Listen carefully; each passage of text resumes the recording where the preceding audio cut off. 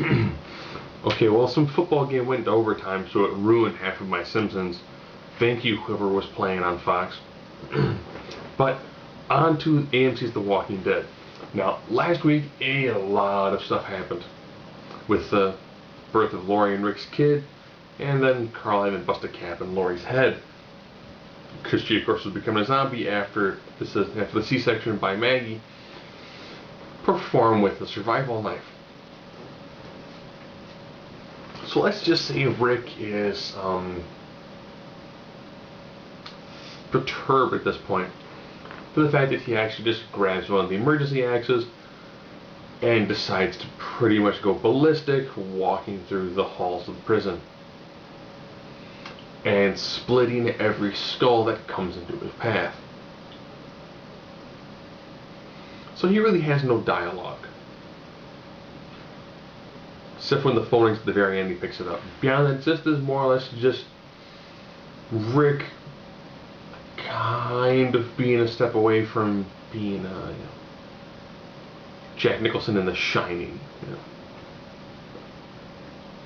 While that's going on, Maggie and Norman Reedus' character go out to do a supply run because the food they have won't really work for a baby. They gotta get formula, diapers, bottles, and all those sorts of supplies. They find it in a daycare. Luckily, there were no zombie babies in the daycare, just a possum. Which I'm assuming, from the way they said, it's gonna make good eating.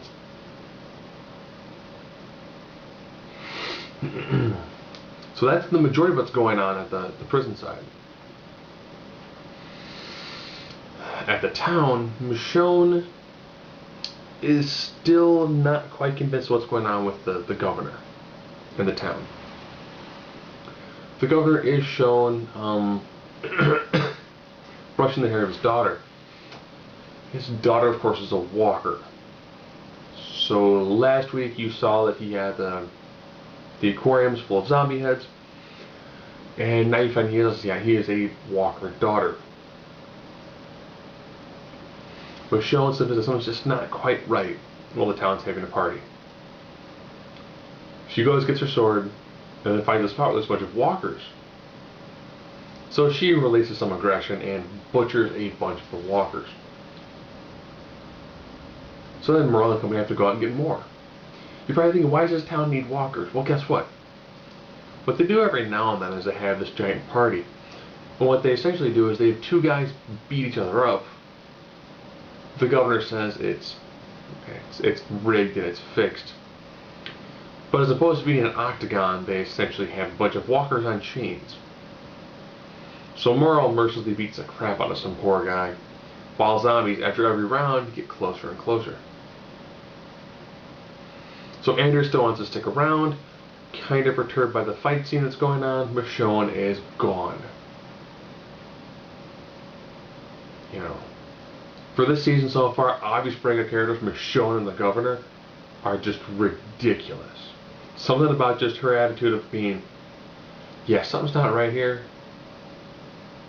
And everything points to her being correct, and Andrew kind of going, what do you mean we got, good food, there's water, there's a place to stay.